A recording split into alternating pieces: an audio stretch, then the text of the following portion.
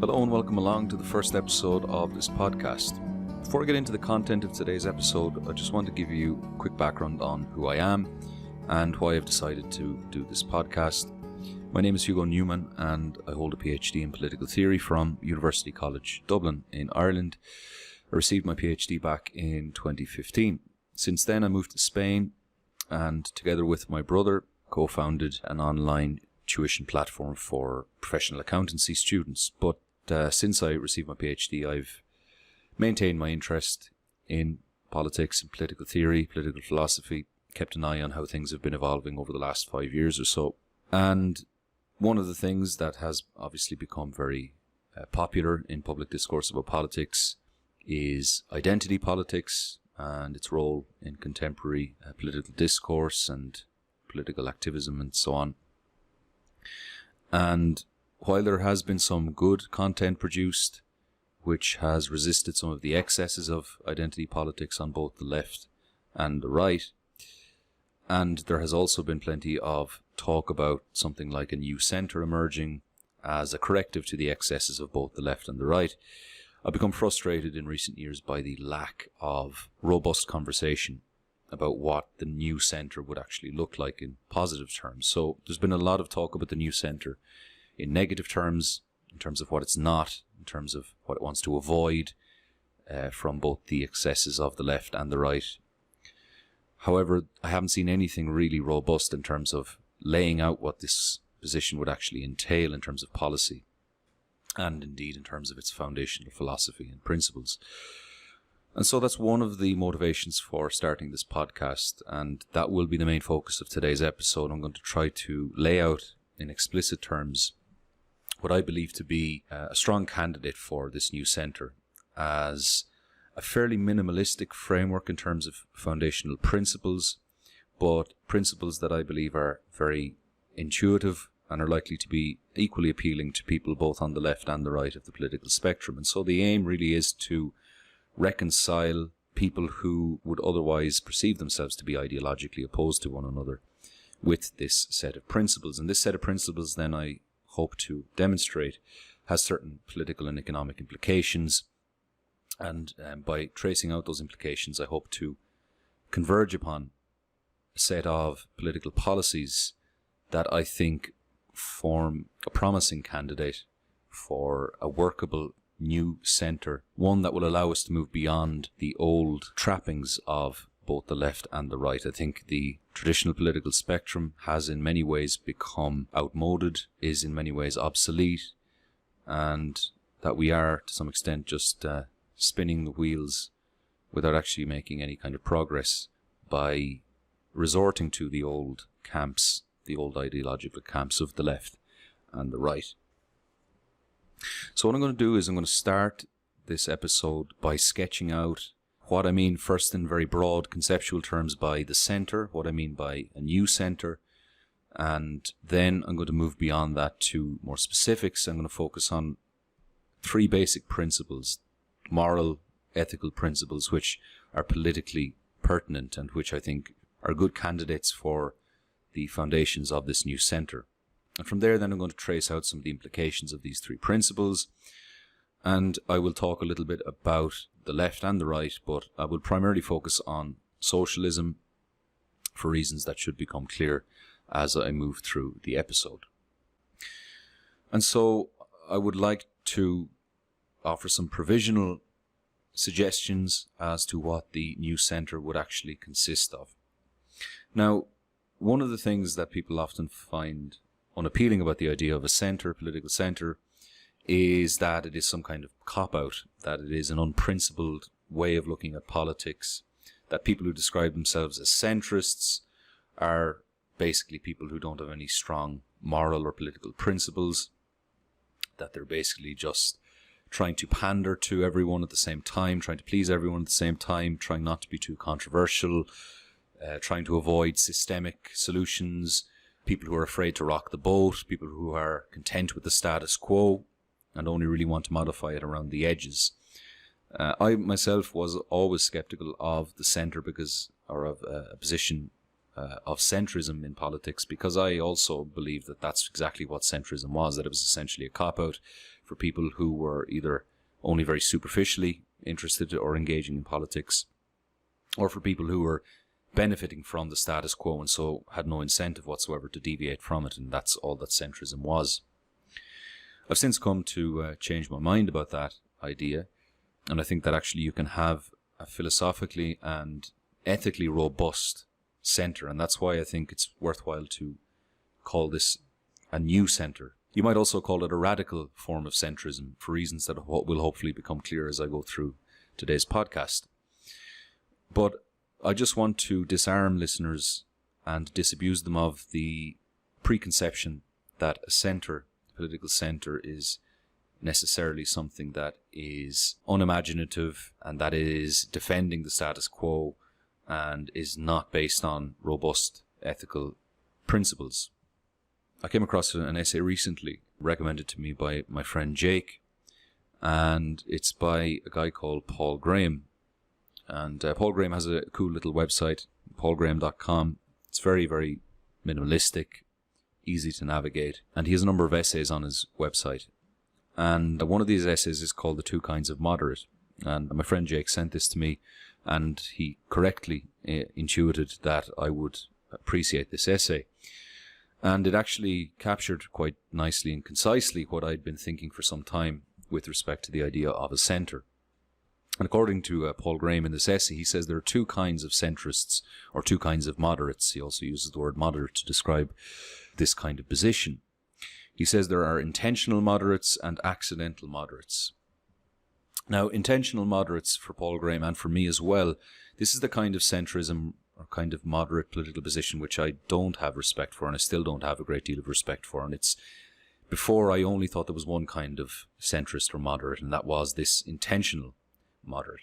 So what I'm going to do is I'm going to read out some passages from Paul Graham's essay very quickly, just to give you a sense of what I mean by the new centre as opposed to the old sense of what a political centrist was. And the old sense is the one that I would reject. So Paul Graham writes, quote, "Intentional moderates are similar to those on the far left and the far right in that their opinions are in a sense not their own. The defining quality of an ideologue, whether on the left or the right, is to acquire one's opinions in bulk. You don't get to pick and choose. Your opinions about taxation can be predicted from your opinions about same-sex marriage. And although intentional moderates might seem to be the opposite of ideologues, their beliefs, though in their case the word positions might be more accurate, are also acquired in bulk. If the median opinion shifts to the right or to the left, the intentional moderate must shift with it. Otherwise, they stop being moderate. Accidental moderates, on the other hand, not only choose their own answers, but choose their own questions. They may not care at all about questions that the left and right both think are terribly important.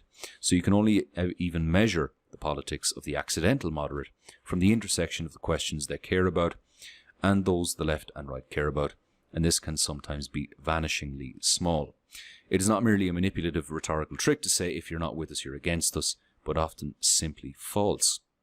Moderates are sometimes derided as cowards, particularly by the extreme left, but while it may be accurate to call intentional moderates cowards, openly being an accidental moderate requires the most courage of all, because you get attacked from both the left and the right, and you don't have the comfort of being an orthodox member of a large group to sustain you. So I'll leave it there. I do suggest you go and have a look at both Paul Graham's website, but also that particular essay, Two Kinds of Moderate, because I think it captures basically what I'm getting at with this idea of the new centre. The new centre looks at particular issues, and it doesn't determine what the conclusion is going to be on the basis of what a particular ideology says, whether it's part of a certain package deal of ideas. The accidental moderate will simply take each discrete policy and ask whether or not it is justified or justifiable on the basis of certain moral or ethical principles, without being prejudiced in favour of one institutional conclusion or another. And so that's the kind of new centrism that I would endorse and advocate. So what I want to do is start by setting out the principles that I think are constitutive of this new centre. These are principles that I think people from both the left and the right are likely to endorse quite strongly.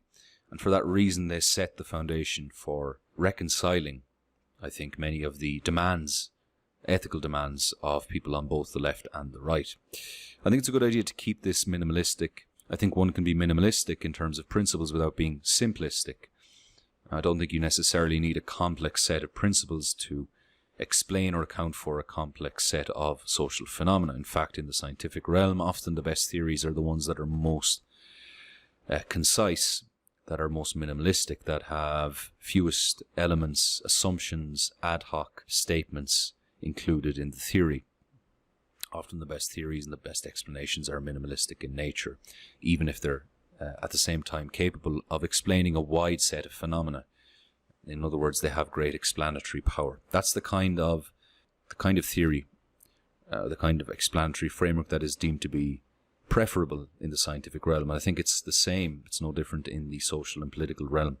And so we should be naturally predisposed to, in the same way as we are in the scientific realm, to minimalistic sets of principles when it comes to politics and social and economic organization. And so that's why I limit myself to 3 basic principles.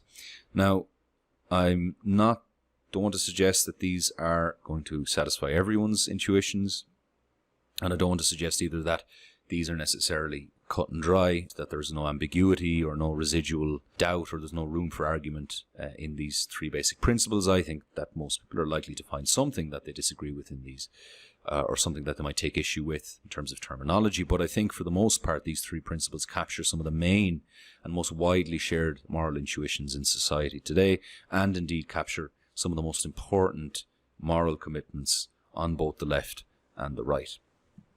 So the first principle that I want to lay out is a principle that you might call the principle of equal liberty. Some people call it by different names. You might want to call it the principle of equal moral authority, or a non-aggression principle, or something like that. I'm going to stick with the name, the principle of equal liberty, because I think it's probably the most accurate name for the principle. But the basic idea I have in mind here is quite simple, and I think it's intuitively compelling, and it is that no person or group of people has the right or moral authority to violently force another peaceful person to do something against his or her will. So I'm going to say that again just so we're clear. No person or group of people has the right or moral authority to violently force another peaceful person to do something against his or her will. So the important qualifier there is, of course, peaceful person. Of course, the use of violence is justifiable if it's in the context of using violence to defend oneself against a violent attack. And of course, this is actually implied by this principle, that people have the right to self-defense. In other words, if someone does not have the right or moral authority to initiate violent force against you as a peaceful person, then you as a peaceful person have the right to use violence to resist and to disarm that attempted violence against you. So that is, I think, a very basic, fundamental, foundational principle. And I think this is something that people both on the left and the right would be very naturally and strongly predisposed to agreeing with this principle, that you can't simply have people or groups of people going around arbitrarily aggressing against individuals who are peacefully going about their business. That is illegitimate and that is not permissible. Now, I'm not going to try to give some kind of abstract philosophical defense of this principle. The reason I'm choosing this principle is because it's already strongly and intuitively accepted by many people, both on the left and the right. And for that reason, I think it's actually surplus to requirements to try to come up with some kind of abstract philosophical or meta-ethical derivation of this principle. So I'm following the lead here of a philosopher called Mike Huemer. Mike Huemer is, I believe, the best contemporary professional academic philosopher out there right now. And one of his books is called The Problem of Political Authority, and it's, in my opinion, the best work of modern political philosophy that is currently available. And in that book, he takes this approach, essentially. He says, or he points out and notes, that most professional academic philosophers in the realm of political theory, what they'll typically do is they will come up with some very complex and controversial derivation of, or philosophical account of, why a certain kind of foundational political principle is true. Someone like John Rawls comes to mind, for example, and he comes up with this very, very abstract and very, very elaborate derivation of his basic political principles. And Mike Humer suggests that this is a completely counterintuitive and absurd way of going about trying to establish a political position, especially a controversial political position, because, of course, trying to come up with a very abstract, complex and counterintuitive argument for principles from which you wish to derive your political position is very unlikely to be successful. A much more promising and simple way of actually trying to derive a political conclusion is by starting with common sense moral commitments and intuitions that are shared by virtually everyone, and to forego the attempt to derive that from some abstract meta-ethical foundation.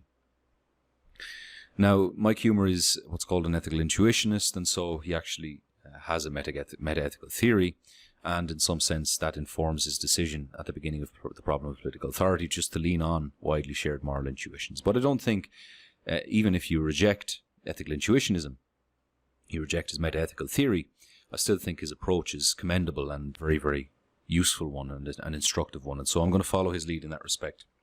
However, my political conclusions will be different from Mike Humer's. Mike Humer is a libertarian anarchist, or you might call him anarcho-capitalist. That's his conclusion from his problem of political authority work. But I'm going to depart from that because I'm going to end up in what I call a radical centre kind of position. In any case, that's the first principle. No person or group of people has the right or moral authority to violently force another peaceful person to do something against his or her will. Now, what I want to say is that this is a moral intuition, and I don't want to suggest that this is an absolute principle. Okay, so I don't want to try to make the strong claim that this kind of prescription against violence against peaceful people is always going to be correct or true, or that we couldn't imagine circumstances in which it would be justifiable to commit some kind of act of violence against a peaceful person. I think we can think of all sorts of bizarre situations and unlikely circumstances in which it would actually be justifiable to aggress against someone or to be violent against someone who is otherwise peaceful and innocent. One can think of doomsday scenarios, for example, a situation in which the only way of preventing a doomsday device from detonating is by committing some kind of small act of physical violence against a peaceful or innocent person. You can ask, would it be justifiable in that circumstance to actually commit the act of minor physical violence against a peaceful person in order to prevent a doomsday device from detonating and killing everyone on Earth? And I think it's undeniable that in that situation, the intuitive and correct answer is to say that actually it would be justifiable in that kind of bizarre circumstance to commit the small act of physical violence against a peaceful person in order to avoid the detonation of a doomsday device. I think everyone would agree with that, but I don't think that requires us to abandon the idea that in virtually every normal circumstance that no person or group of people has the right or moral authority to violently force another peaceful person or group of people to do something against his or her or against their will. So I think it's a strong, intuitively plausible, an attractive position that people on both the left and the right would actually agree with. The second principle that I want to outline is, again, I'm not going to say it's an absolute principle. I'm not going to suggest that there are no circumstances in which the following principle could be seen to be illegitimate. But I think, again, that those are sufficiently remote and extreme circumstances that this principle is, for the most part and for all intents and purposes, a workable and reasonable one. Again, around which both people from the left and right can converge, happily endorse. And this principle has to do with resources and how people interact with natural resources in the world. And the basic idea here is that, very similarly to the first principle, a person should be free to use resources that they have peacefully transformed, and that no person or group can come along after a person has peacefully transformed some natural resource and take that resource from them or destroy that resource without the prior consent of the person who has worked on that natural resource. Now, notice this also applies to groups of people. So the idea would be that, for example, it is unjustifiable to come along and to say to a group of people that have been peacefully working on a natural resource to violently intimidate them, or indeed just violently take from them their natural resource or set of resources that they've been working on peacefully. So in other words, for example, if you have a commune or if you have a worker-owned factory, it would be illegitimate and unjustifiable for a group or another person to come along and violently expropriate that set of resources from those people who have peacefully created and worked on that resource. Okay, so it applies at the individual level and at the collective level, and I think the principle is workable at both of those levels, and it's the same conclusion. In both cases, it's unjustifiable to violently expropriate or take from an individual or group of people who've peacefully worked on a natural resource. Now again, I don't want to suggest that this can't be quibbled with, okay, and people can come up with all sorts of questions about what exactly is meant by a resource and what does it mean to work on something or to transform something. I think these are, for the most part, conceptual arguments that could go on interminably, but it's unnecessary to get into them because I think that the concepts are intuitive enough and workable enough that they would be sufficiently clear to adjudicate in cases of conflict, for example, and that most people could intuitively understand what it means to expropriate from someone who has peacefully worked on or transformed a natural resource. So those are the first two principles. And again, I think people on both the left and the right will be intuitively drawn to that second principle. Perhaps not as strongly as the first, they might have some reservations, but I think those reservations for the most part are probably ascribable to their ideological prejudices that raise all sorts of what-if scenarios that would reinforce their own prior ideological proclivities and prejudices. And so I'm going to set those aside for the moment because I think my third principle should be able to, or at least is intended to, disarm some of those reservations and objections that might be raised to that second principle. So this third principle is probably going to be the most controversial. I think the first two are relatively uncontroversial and have some very strong intuitive force behind them. The third principle is probably going to seem a lot less intuitive, and it's going to raise a lot more questions. And so I will be spending most of the rest of this episode on really cashing out what the implications of this third principle are. The third principle is as follows. We ought to arrange our societies in such a way as to ensure that as few people as possible suffer from privation and from material hardship, and that as many people as possible have sufficient access to resources that will allow them to effectively exercise the rights mentioned above, that is to say, those first two rights. So the basic idea here is that the first two principles on their own are potentially insufficient to ensure and to secure the capacity to live a life worth living, or what one might call a dignified life. And it's also motivated by, I think, a perfectly reasonable and commendable concern for those who are most vulnerable in our society. So one important thing to note here is that this principle differs in one important way from the first two. The first two are, for the most part, categorical, and they're directly actionable for the most part in a way that the second is not. This third principle is aspirational. So this third principle, as I said, is we ought to arrange our societies in such a way as to ensure that as few people as possible suffer from privation or economic hardship, and that as many people as possible have sufficient access to resources that will allow them to effectively exercise the right mentioned above. So it's an aspirational principle. It's about endeavouring to realise a particular social outcome or pattern. Put another way, the first two principles are micro principles, and the third principle is a macro principle. Now I'm going to be discussing this in a little bit more detail as I run through the rest of today's episode, but it's important just to kind of note that distinction at the outset. Now, the way of establishing whether or not the third principle has been achieved, or indeed what that third principle commits us to in terms of institutional arrangements, that is actually an empirical question in the way that the first two aren't really empirical principles. The first two principles are categorical, as I said, and we can very easily, and for the most part on an individual or case-by-case basis, determine whether or not they have been satisfied just by looking at the way that individuals interact with one another. But the third principle is macro principle, and so we'll need to do some empirical investigation about institutions, social institutions, economic institutions, political institutions, in order to determine whether or not that principle has been satisfied. It has to be comparatively done. We have to look at different societies, different institutions, see how they stack up and compare when it comes to delivering on this kind of commitment. Okay, this commitment to arranging society so as to ensure that as few people as possible suffer from privation and economic material hardship. Now, this last principle, I would suggest, is quite different from the typical economic objectives that characterize socialism and the left in particular. Many people on the left, and indeed particularly socialists and communists, would actually aspire to an economic egalitarianism, that is to say equal outcomes in terms of the access to resources and distribution of resources, economic resources within a society. That is the general aim and ambition of those who are on what I would call the radical left in particular. And so they would see this kind of principle as insufficient or not going far enough. This principle, as I outlined it, is about avoiding excess privation to ensure that no one suffers unduly. But it doesn't say anything about the pattern of distribution. It doesn't say anything about whether or not it should be an equal distribution or an unequal distribution. The reason is because I think that's actually beside the point.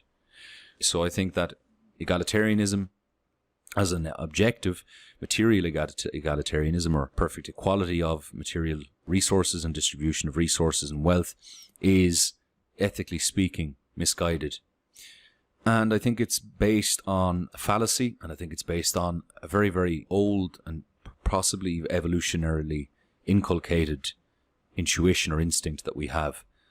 And for the most part, humans have lived, historically speaking, in hunter-gatherer contexts, small groups and tribes, and also in situations where economic resources were manifestly scarce and finite, and where one person's gain necessarily entailed, for the most part, loss to the rest of the group or to at least one other individual within a group or tribe.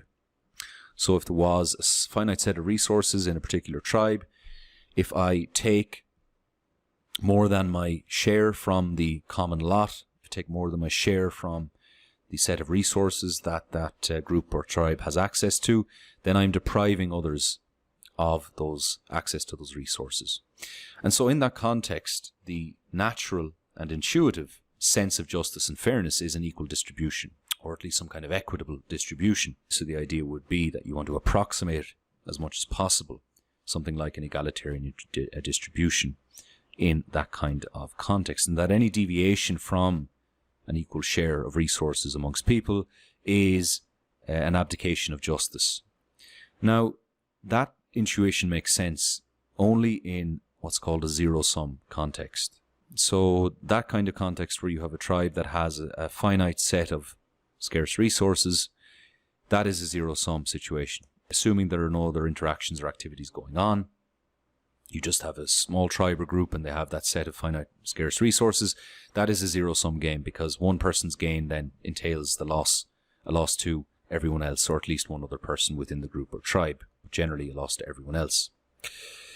Now, that was the nature of historically primitive societies. That was the nature of hunter-gatherer societies for the most part. All the way up until the agricultural and industrial revolutions, societies were characterized by a zero-sum dynamic in terms of resources, natural resources, and economic resources. And we've evolved in that context. And so for that reason, it's not surprising that we would still harbour that kind of intuition about what justice entails with respect to resources, and that we would harbour that intuition with respect to what a just distribution of resources would look like. But in the last 300 years especially, we have actually moved away from that kind of zero-sum setting. And modern societies are now, in large part, not entirely, but in large part, a significant proportion of our economics activities, or of our economic institutions, of the economic setting or context, is actually positive sum. We have managed to move from zero-sum situations to positive-sum situations. That has a large part to do with trade, voluntary trade, and the institutions that allow for voluntary trades to take place on a very, very regular basis. So the idea of a trade, voluntary trade, is a very, very small but profound example of a positive-sum game. So, for example, if I have one kind of resource and you have another kind of resource, and I subjectively value what you have more than I value what I have currently, and you, conversely, value what I have more than what you have, when we make a trade, when I agree to give you what I have in exchange for what you have, and you agree to do the same because our desires are symmetrical in that context, when the trade takes place, I have gained and you have gained at the same time. Now, that's not to say that sometimes people don't regret the trades they make. Of course they do. But the idea is that at the time, and in many cases, even after the trade has been made, we remain pleased and happy with the trade. Okay, so that's a very basic barter example that I've just given you, but it's since been supplanted by monetary or indirect exchanges, but the principle remains the same. When I go into the shop and I give up 50 cent in exchange for a chocolate bar or something. The reason I do that is because I value the chocolate bar more than the 50 cent that I give up. And the person running the store values the 50 cents more than the chocolate bar that they give me in exchange. Okay, and it wouldn't happen, or it wouldn't take place. The trade wouldn't take place otherwise. Again, maybe I'll have regrets later on, but at the time, I'm happy to do so. And for the most part, actually, happily, most trades that take place actually end up being positive sum for an extended period of time after the trade has taken place for both parties. So that is just an example of a microcosm of a positive sum game. But when you multiply that a millionfold over a day, for example, in any market economy, the results are quite profound. And we have positive sum games taking place all the time. So we've shifted away from the old zero-sum context to one in which we have a huge segment of a modern economy characterized by positive sum games taking place all the time, several billions of times a day in the modern world. Private property has also had a very profound effect on this situation, and money as well has a very profound effect on this situation.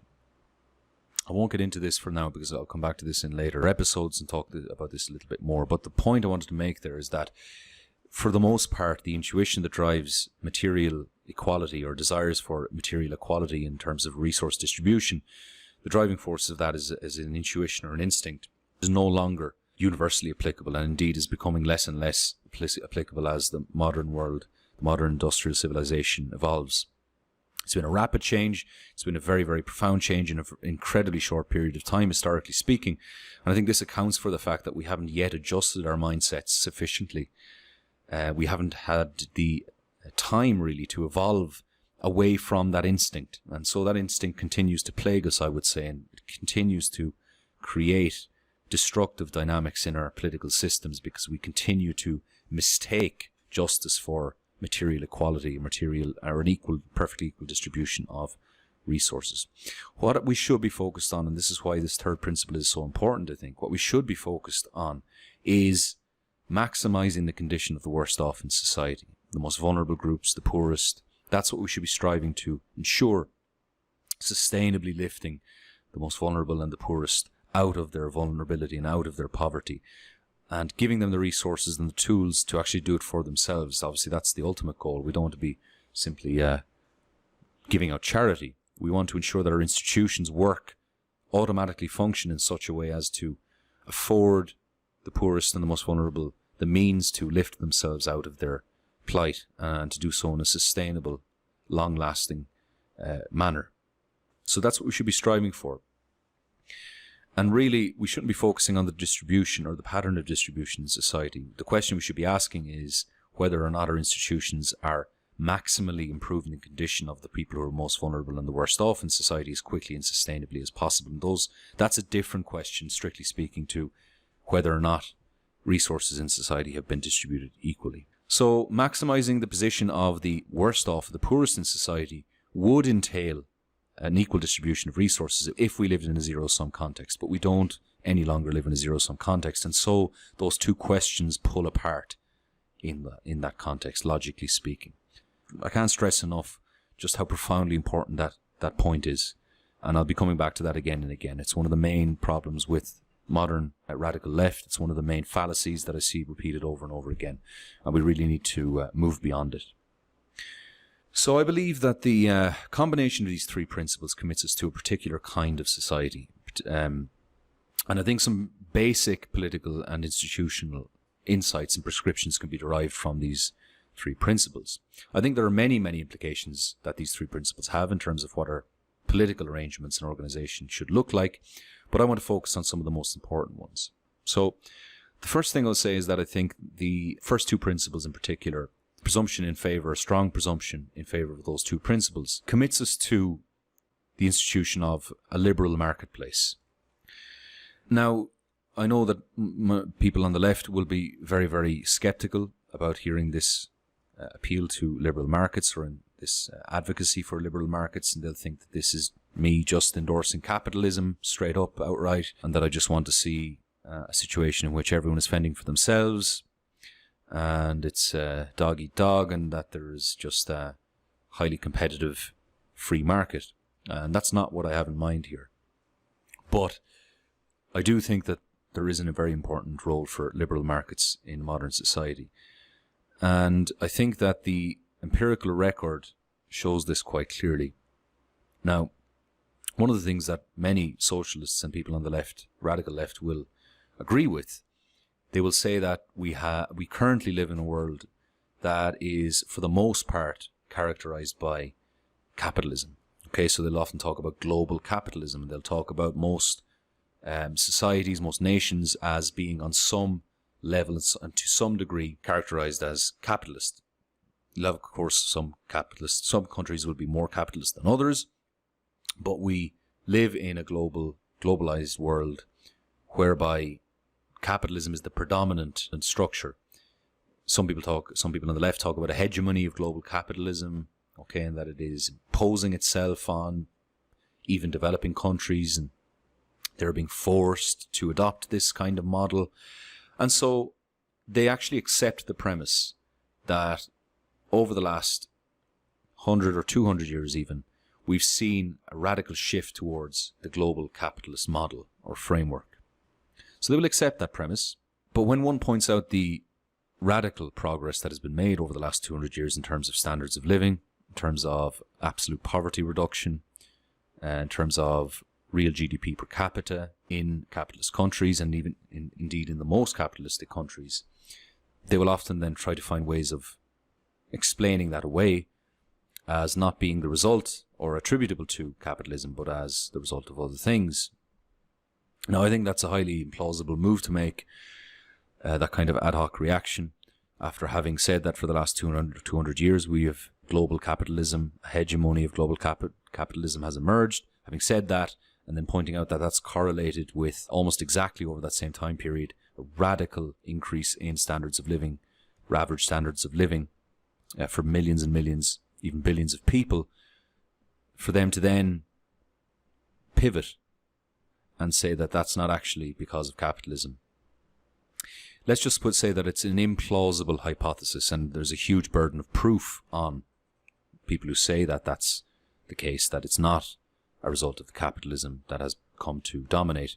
There's a huge burden of proof on them empirically to explain why it's not the case, that the causal factor there is actually global capitalism and that it's something else.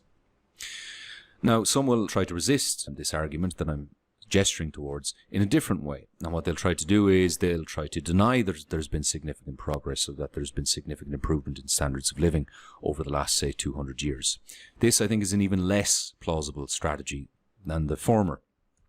The former strategy was to try to accept the progress that has been made, but to attribute it to something other than global capitalism. This tactic is about rejecting the premise or the claim that we've seen significant progress over the last 200 or so years. One of the moves they'll make, for example, they'll say, well, what about all the environmental degradation? Actually, I think has been some environmental degradation that has accompanied industrialization. That's undeniable. But I don't think it's a good answer, or it's a good point, because it's a residual or a negative externality, but it doesn't actually negate the fact that at the same time as there's been some environmental damage as a result of industrialization, we've also seen astonishing improvements in the standard of living. And the empirical evidence here is undeniable.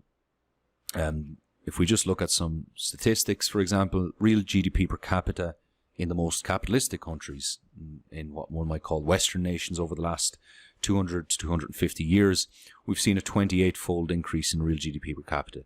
That is to say, we've seen around a 2,800% increase in real GDP per capita in the most capitalistic societies. Now, by any historical standard, by any standard at all, that's an astonishing increase in real GDP per capita. Now, people will say, oh, well, GDP is a bad measure of well-being, and I would agree, actually, that it's not a perfect measure of well-being at all. But it is a useful proxy indicator. It's not perfect, but if you compare countries and compare them in terms of real GDP per capita, the correlation between high GDP, real GDP per capita countries and high standards of living and high degrees of well-being, and the correlation between those that have low real GDP per capita and very low standards of living, the correlation is perfect, essentially. Okay, you'll see 100% correlation. And that should be a clue, an indication that there is something going on here causally. So real GDP per capita is a good measure. It's inflation adjusted. It's looking at the average in terms of access to real wealth in a society, and that has increased 28-fold, 2,800% in the last 250 years. By historical standards, that's absolutely astonishing. If you look at any graph of real GDP per capita, historically speaking, what we're looking at is a radical hockey stick graph. Okay, so we see essentially the vast majority of human population living in abject poverty, absolute subsistence levels of poverty for the entirety, essentially, of human history.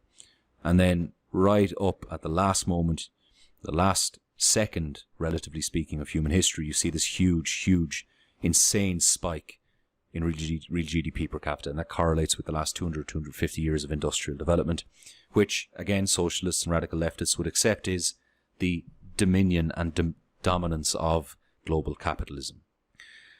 So there's also plenty of evidence on standards of living, so I'm not just talking about real GDP per capita, but I think it should be unsurprising to note that this is also correlated with radical reductions in things like extreme poverty, radical increases in access to basic education, radical increases in literacy, radical reductions in child mortality, radical increases in vaccination. So, for example, in the case of extreme poverty in the last 200 years, 200 years ago, 94% of the world's population was living in extreme poverty.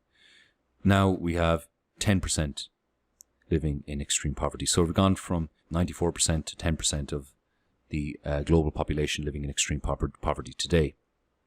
And that's all the while we've seen a massive increase in the global population. So that's astonishing. It would be one thing if it was holding the population constant. Even in that situation, it would be an amazing achievement. But this reduction, this percentage reduction in people living in extreme poverty has coincided with an explosion in the world population. So that's insane. That's incredible. And again, that correlates with the alleged dominion and dominance of global capitalism. We've also had basic education access. Okay, so for example, back in the 1800s, 200 years ago, 17% of the world population had access to basic education. Now, 86% of the world's population have basic education access. Literacy rates. Okay, so back in the 1800s, early 1800s, 12% of the global population were able to read. Now we have 85%. Child mortality, for example, back in 1800, you had approximately 43% of those born in the 1800s died before the age of 5 years old. So that's dropped now down to from 43% down to around 4%. Okay, another radical reduction in child mortality. Again, that's coincided with an explosion in the world population and the dominance, according to people on the left, of global capitalism. Vaccination, zero vaccinated back in the 1800s. Now, of course, that has a lot to do with the technology of vaccination having not been discovered, not been made available for a long time. But it again coincided with the dominance and emergence of global capitalism. And since the 1960s, we've seen a sharp rise in the number of people who are vaccinated against things like diphtheria, whooping cough, tetanus, and so on. We've gone from 0% vaccinated to 86% of the global population vaccinated against these kinds of diseases. Okay, so all of these are all proxies again for standard of living. Okay, so if you're not too concerned about GDP, real GDP per capita, well, the real GDP per capita correlates very closely with all these other metrics in terms of the magnitudes of improvement, radical magnitudes of improvement. And so that is at least a prima facie evidence that real GDP per capita is actually a good proxy, because it correlates with all these improvements in standards of living for the masses of people. Okay, the masses of people. So the empirical evidence is overwhelming. I think that we've seen radical progress over the last 200 years that's coincided with the emergence of global capitalism and the proliferation of liberal markets. Now, that's not to say that the current system is perfect or anywhere near it, in fact. And I think that most societies even the societies that are closest to capitalism or have the highest degree of capitalism and free economic freedom, have all sorts of problems associated with them in terms of rent seeking, corporatism, regulatory capture. These are all very, very big problems in modern capitalist liberal democracies, and they need to be seriously addressed and eliminated. And I'm going to come back to that in later episodes of this podcast. But I just wanted to sketch out this basic insight and point, and this is what I'm trying to say here is that the burden of proof on the radical left and socialists is very heavy, and I've yet to see any of them meet it sufficiently and explain away all of this data in a way that would impugn liberal markets. So I think it's undeniable in terms of technologies, social technologies for lifting huge numbers of people out of extreme poverty. The best thing we've happened upon so far, the best social technology that we've come across for assisting in this is liberal markets. I would argue that it's the liberal markets that have facilitated this radical reduction in extreme poverty. And we've seen it over the last 20 or 30 years in particular with accelerations in the reduction of extreme poverty. So we're actually increasing the rate at which fewer and fewer people are living in extreme poverty. And that has a lot to do with, I believe, the increasing liberalization of markets in places like India and China. Again, imperfect, still associated with significant political corruption, all sorts of problems, and it doesn't necessarily mean that most people living in those countries aren't still suffering. Of course they are, and much needs to be done still to improve their lives even further. But the progress in the last 30 years has nevertheless been astonishing, considering where many of those people were coming from even just 30 or 40 years ago. So we're seeing, again, the power of liberal markets to facilitate that rapid reduction in extreme poverty rates. But I don't think liberal markets on their own are sufficient, but they definitely are important and have a role to play, to continued role to play. Now, socialists will say, well, that's all well and good, and even Marx himself, for example, Karl Marx, recognized that capitalism was a remarkable set of institutions, or entailed or contained a remarkable set of institutions in terms of increasing productivity relative to what came before. Okay, so relative to feudalism and all of the other kinds of forms of social organization we had before. Marx admitted that, relatively speaking, capitalism was remarkable when it comes to generating wealth and increasing productivity. So socialists and many radical leftists would actually accept that premise too with Marx. But they would say that we can go beyond that and we can improve, we can have productivity, and also we can have material resource equality, because they think that, again, because of that mistaken intuition and instinct that they still have, they think that is a requirement of justice. So this is the argument that they will make, and so they will say things like, well, what we need really is economic democracy. We need democratic control of all the major means of production, of all private industry. We need to bring it under the democratic control of workers, and what form that takes is open to some debate, but that's what most socialists will generally say. That's the refrain, and they said if only we had that, then we would have a much better, more productive and more equitable society. This is wrong. This is demonstrably wrong for many reasons. And although I was once a socialist myself and I once believed this, I've since come to realize that this is incorrect for many, many reasons. Now, I've written an essay on this, and I'll link it in the description below if you want to look at all the reasons why socialism as a system is economically, politically untenable, and indeed ultimately morally indefensible. But I won't get into the details of that just now because it would take too long. But what I want to say is that, again, looking at it just from an empirical point of view, the burden of proof on the socialist is very heavy again here, and I think it's a burden that they can't bear. If we're being intellectually fair and consistent, okay, then the case for socialism is incredibly weak. And it depends on how we actually apply our standards here. So we have to be very careful, because often what socialists will do is they'll criticize real-world capitalism, and then they will say that socialism is the best alternative, and they'll appeal to an ideal conception of socialism. That's an unfair point of comparison. It's unfairly tilting the scales in favor of socialism by doing that. You need to either compare real with real or ideal with ideal. Otherwise, you are, as I said, unfairly tipping the scales in favor of socialism. So if you want to be fair, then you need to go with real versus real or ideal with ideal. Now, if I were a libertarian or pure anarcho-capitalist, which I'm not, but if I were, I would be able to, for example, use the same objection that many socialists use. Okay, so when anyone criticizes a real-world government, historically or in a contemporary sense, Any real-world government that calls itself socialist or claims to be socialist, or that is described as socialist maybe by some of the citizens within those countries, anytime a criticism is made of those societies, typically what will happen is that the socialists will say, well, that's not real socialism. It deviates from the ideal conception of socialism in all these other ways. Well, if they're allowed to do that, if they're allowed to make that move, then they have to likewise grant that to the other side as well. So, for example, if a socialist comes along and says, look at the United States, it's a capitalist society, and look at all these bad things that happen in the United States, and then ascribe that to capitalism, then I, as an anarcho-capitalist, can say, well, no, actually, the United States isn't capitalist. It's not purely capitalist. It's not capitalist for all these reasons. And if it was an ideally capitalist and perfectly capitalist society, it wouldn't have those problems.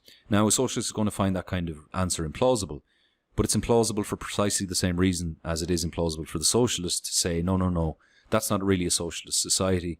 It deviates from socialism, and if it was really perfectly socialist, it wouldn't have all of these problems and those criticisms wouldn't obtain. So it's one or the other. You have to pick one. Either you compare real with real, or you compare ideal with ideal. Ideal socialism with ideal capitalism, or real socialism with real capitalism. If you go with real socialism versus real capitalism, it's a very, very bad case for socialists. It doesn't look good. The reading isn't good for socialists in that context, because you've got to then contend with Cuba, you've got to contend with East Germany, North Korea, Soviet Union, China up until relatively recently. You've got to contend with all sorts of other highly dysfunctional, economically backward, politically corrupt, repressive regimes, terrible outcomes, and so on and so forth. Now, I would not suggest that the real world capitalisms are perfect. By comparison, of course, they're not. And they also have their flaws and problems. Major flaws and problems, indeed. But I think any fair-minded person, if they're being objective, when they compare the catalogue of historical examples of alleged socialism, even if it's nominal socialism, attempts to implement socialism, even if they went off the rails, that's what we have to work with. So far, that's what we have to work with. And the capitalist, the pure capitalist, the ideal capitalist would likewise say, well, I would actually prefer not to use, say, the UK or the United States or Germany or any other capitalist society. I would prefer not to use them as my benchmark. But again, if we're dealing only with real versus real, those are the cases we have to deal with. Those are the ones we're confined to. And it's unambiguous, it's clear, it's manifestly obvious which side wins, so to speak, in that comparison. It's the real capitalist side that wins in terms of standard of living outcomes, absence of overt political and systematic political oppression, relatively speaking, and so on and so forth, and all sorts of other metrics. The empirical case is overwhelming. So again, I would say that you need to bear that burden. You need to bear that empirical burden. You need to contend with it. You need to think, well, honestly think, what are the actual implications of this? What would that commit me to intellectually? And I would suggest that it means you would have to be very, very, you would have to admit a significant degree of intellectual humility, and you would have to admit that the case doesn't look good for socialism on that basis. And you would conclude provisionally that the evidence points more in the direction of capitalism than it does socialism.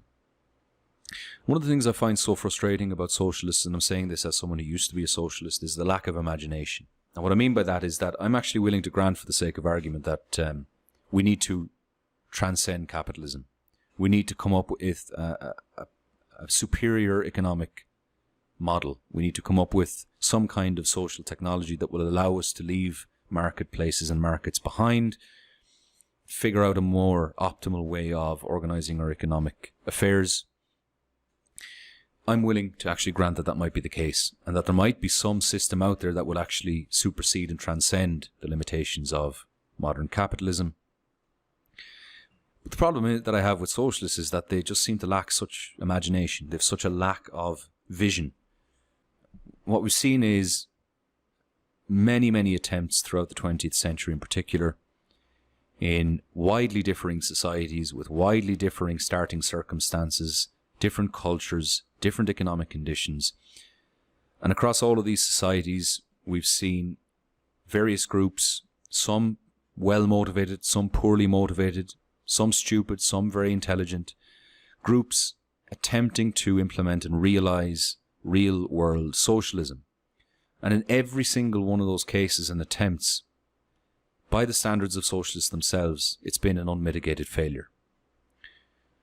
Now, if I were a socialist still, I would be thinking to myself, well, the evidence doesn't look good. Maybe we need to rethink. Maybe we need to think, well, we've tried and tried and tried in very different circumstances with the same outcome. That strongly suggests the problem isn't with the circumstances, the problem is with the actual model itself that we're trying to implement. That it results in the same pattern of failures in different starting circumstances indicates that we've got something very inherently wrong with this system. Now, that doesn't necessarily mean that you have to be committed to capitalism as a result of rejecting your old model of economic democracy or democratic control of the means of production. It doesn't mean that you have to embrace capitalism by rejecting that. It means you can try to come up with something different. Try to come up with a new system, a new economic model that's different from both traditional socialism and different from capitalism. But there's such a lack of imagination here, and I think that's a signal that we're dealing with something very ideological here. We're not really dealing with something that's empirically sensitive, we're just dealing with pure ideology.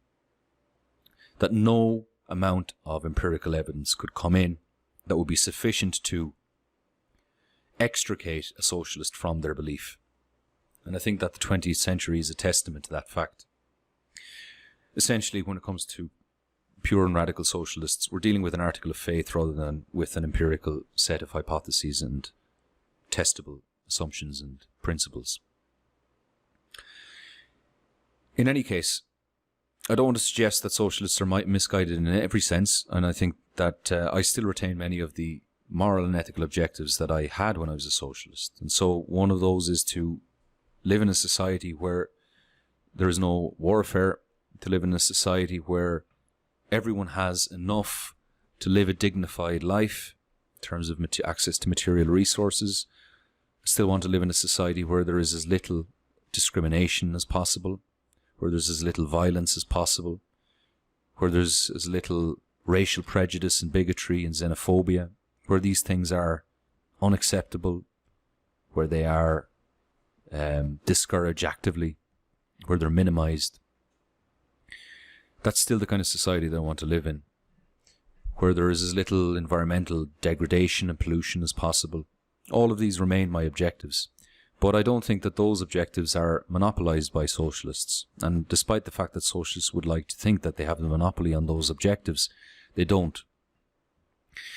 And I think that's another fallacy, common fallacy on the left among socialists, is that they will conflate their institutional prescriptions with the moral objectives that they believe those institutions will bring about. But those two things are conceptually separate and separable.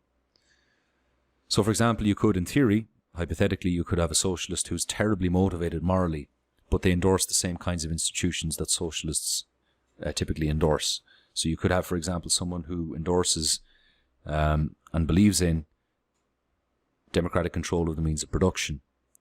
But the reason they want to do that, the reason they want to bring about democratic control of the means of production, is in order to impoverish the masses.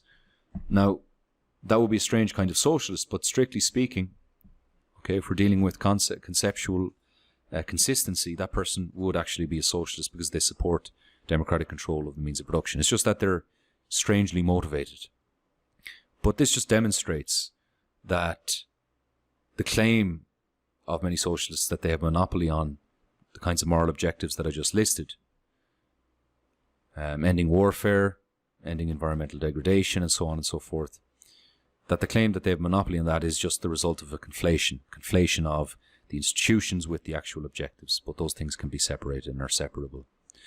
And so I actually endorse liberal markets as an element of the kind of society we want to live in.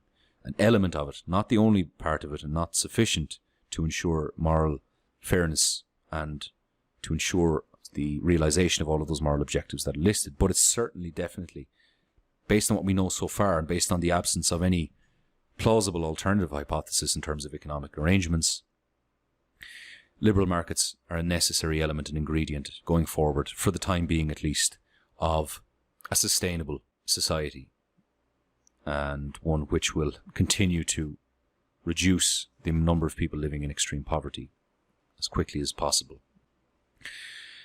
Now, where I want to focus next is on what I take to be the next most important element when it comes to ensuring the third principle that I outlined earlier is satisfied institutionally. So my principle was along the lines of the idea that we ought to arrange our societies in such a way as to ensure that as few people as possible suffer from privation. The intuitive idea here is that we should arrange our society so that no one, if possible, slips through the cracks, so to speak. That no one ends up on the street, no one is without access to food, water, shelter, healthcare, basic education. All of these are resources and services to which one needs access in order to live a minimally dignified life. That's the kind of society we should be striving for, and that our arrangement of our institutions should be such as to ensure as far as possible that no one suffers from that kind of privation, and that everyone has minimal access to, or access to, those resources and services to such a degree that they can live a minimally dignified life. And from there then, with that foundation in place, they're free to pursue and to improve their lives as much as they want within that schema and within that framework. So this is the kind of society and the kind of moral principle I think that we need to focus on, rather than the mistaken, although intuitively understandable, idea of material equality. It's not equality that we should be focusing on. It's ensuring that there is a social safety net in place that is sufficiently functional and universal so as to ensure no one slips through the cracks. To have that social safety net there that allows people then to strive onwards and to improve their lives or to live their lives as they see fit. And improvement is going to be to a large extent a subjective matter, or what a fulfilled life within that context will consist of will be up to individuals and groups of individuals. And so there'll be all sorts of manners of realizing that potential and realizing one's individual preferences, values, and so on and so forth within that context. Now, some might say that this is not particularly new, this is not particularly interesting, this social safety net idea. But it's not the social safety net idea that I think is new, and that's not the part that I want to emphasize, although it's very important, I think, to get this right and to not confuse the idea of that social safety net with the idea of equality of resource distribution. But what I want to focus on here is what I think is the most promising approach to setting up a social safety net that's not dysfunctional, that's maximally efficient. And I'm talking about efficiency here with a view to actually satisfying our objective. And the objective here is to ensure that as few people as possible slip through the cracks and suffer unnecessarily. We want to avoid that as much as possible. And efficiency in that context, it's nothing to do with money or finance or profit. It is everything to do with fulfilling our moral imperative as well as we can. And I think that there's very strong evidence that our welfare systems, for the most part, in Western nations are highly dysfunctional in many ways. They're highly inefficient. People continue to suffer avoidably. People continue to suffer unnecessarily from all sorts of deprivation, poverty, hunger, homelessness, and so on and so forth. And this is just unacceptable in a modern society. Now, the model that I would endorse as a way of generating a very sustainable, efficient, and effective welfare system, social safety net system, is based on the healthcare model in Germany. And this is the idea, and it's also combined with something like a universal basic income. So this is the preferred system that I would like to see us pursue over the next few decades. And I think this is really the core of the new centre that I'm endorsing. It's combining the liberal markets idea as one of the best social technologies we have for lifting people out of extreme poverty as quickly and sustainably as possible. Combining that then with this social safety net system which follows the model of German healthcare. And the idea is this: basically, in the case of, for example, healthcare, you would have an entirely private provision of health services. So in other words, hospitals, clinics, general practitioners, healthcare insurance providers would all operate on a private basis. So you would have competition in the marketplace between hospitals, between doctors, between clinics, between healthcare insurance providers, and so on and so forth. But the government would ensure that every single person in the society has the right to access that health system. And they would do so through mandating, requiring that everyone pay for at least a minimal insurance policy directly to the healthcare insurance provider. But for those who are below a certain salary threshold, for those who earn below a certain amount per year, and that would include everyone, even those who aren't earning anything, the government then would step in and would actually pay for the minimal health insurance policy for the year. A policy that would ensure that you have access to emergency health care, that you have access to medicines in the event that you have some kind of chronic disease, and so on and so forth. All of the most essential health requirements would be included in this health insurance policy. So what they would do is they would actually give each person below that salary threshold, they would give them a certain amount of money. They can only spend this money on a health insurance policy. Now, they can choose their health insurance provider, so they could choose amongst a range of different health insurance providers. They could add money to this if they wanted to, for example, get a more advanced kind of policy. They could actually use their own money to supplement it and actually get a more advanced policy, but it will be enough money that they will be able to get a basic health insurance policy that would cover them for all their healthcare needs, basically. And the government would step in and pay this for those who are below a certain salary threshold. For everyone above the salary threshold, then the government would not pay. But they would require that you spend, that you do have, legally speaking, they would require that you have a health insurance policy. It wouldn't go through your workplace, or there wouldn't be any weird complex setup or arrangement as we see, for example, in the United States. It would just be one-to-one. It would be direct. There'd be no intermediary. It would be simple, efficient, direct. And this is, in broad outline, okay, I'm obviously glossing over some details, but this is in broad outline how the German healthcare system works. And this, for me, combines the best of both worlds. It ensures universal access to healthcare, but with the benefits of competition amongst the providers of healthcare. So you get the government out of the management business when it comes to providing services, because governments, for the most part, are terrible at the provision of services and goods. Get the government out of it. You can still perhaps have the government performing some minimal role in terms of regulation and oversight within the health system. But again, I think minimal is probably the most important and prudent approach there, because governments, when they get heavily involved in things, tend to screw them up very quickly. And I think we have very strong empirical evidence for that fact over the last few centuries. But in any case, we would still have the government playing a very, very important role in terms of ensuring that everyone has access by providing them with sufficient financial support to purchase a basic health insurance policy. And that's for literally everyone within the society. Now, what I would suggest is that we replicate this model right across the board. So then in the case of education, for example, again, families with children, if they're below a certain income threshold, they're given sufficient amount of money, which can only be spent, again, it's flagged, so you can think of it as like a token or something like that. It can only be spent on education. Again, all the institutions that provide education, teachers, schools, institutes, colleges, and so on and so forth, all private, all privately run, privately provided, set up, and so on and so forth. And so you would get the benefits of competition between the schools. You get the benefits of diversity in terms of their curricula, approaches to teaching, their methodologies, their pedagogies, and so on and so forth. All of that will be provided on a private basis. Again, perhaps you want the government in some minimal capacity in terms of regulation, oversight. Perhaps they would have some minimal standards, okay, that private schools have to meet in terms of being certified and things like that. That can all be coincide with and coexist with an entirely private system of schools.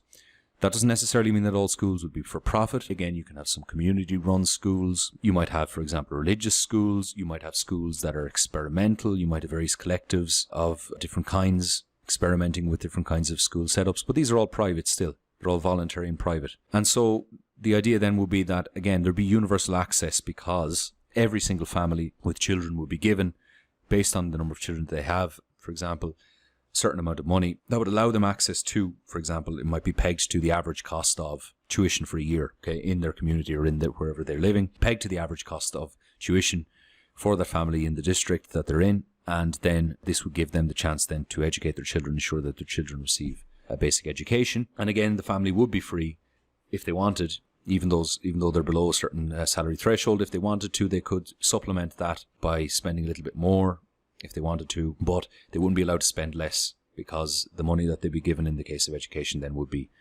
provided as a token, as something that cannot be spent on other things. So they couldn't trade in their stipend for education for something else. They couldn't spend it on something else. It would have to be for education in the case of families with children. And the same then would apply across the board for all other basic goods and services. So you might have the same for accommodation, for example, to ensure that everyone has access to a home, and so on and so forth. So basically, the recommendation here is that you get government out of provision, because government tends to be terrible at provision relative to the private sector. The private sector is not perfect, of course, by any means, but you do at least get the benefits of competition and the incentive structures that ensure that these schools are actually trying to appeal and respond to the demands of customers. Okay, so you want them to be responsive to local demands and circumstances. And again, you allow for a certain degree of social mobility. If people want to spend a little bit more on education or on healthcare than their stipend allows them, then they're free to do so. But the idea is that we're ensuring that baseline. We're ensuring that there is no one falling through the cracks. And then society together moves forward, and the idea is that through economic development and growth, those standards at the lowest end of the spectrum increase and increase and increase over time as quality improves, just through the natural growth process of liberal markets, and indeed through the natural process of competition amongst providers of services and providers of goods. And that over time we'll see those benefits redound to everyone, and redound indeed to the people who are at the lower ends of the income spectrum. This is the kind of model that I think should be strived towards by people who converge on this centre, this radical centre, this new centre. It's radical in the sense that I think it departs from the status quo in many important ways. Most fundamentally, obviously, in the sense that we need to get government out of provision, but radically augment the financial supports that are going to the worst off in society. So it's kind of a combination of left and right thinking. It's traditionally right-wing in the sense that it is very, very strong on getting governments out of the provision and services game. But it's left-wing in terms of ramping up the amount of financial support that we give directly to the worst off in society. And so in that sense, it's neither left nor right, but I think it's radical because it's a radical departure from both the traditional institutional prescriptions of the left and the right. And so in that sense, it's a radical kind of centrism. And it's radical in the sense as well that it actually endorses a much more robust role for the private sector in terms of provision of these kinds of services, and augmenting and increasing the domain of positive sum exchanges and trades occurring on a daily basis. Now, there's plenty more to say on all of this, of course. I'm not saying that this is the end of the story, and there are all sorts of objections which I can imagine coming from both the left and the right. And there are lots of questions that I've left unaddressed for now, such as immigration, things pertaining to race and racism and all of those various identity politics issues. But we'll come back to those questions in subsequent episodes, and I'm happy to explore them with you. But for now, I think I'll leave it there. I'd like to thank you for listening, and I hope you'll share this around and consider some of the ideas that I've set out in today's episode. So, thank you, talk to you soon, and take care.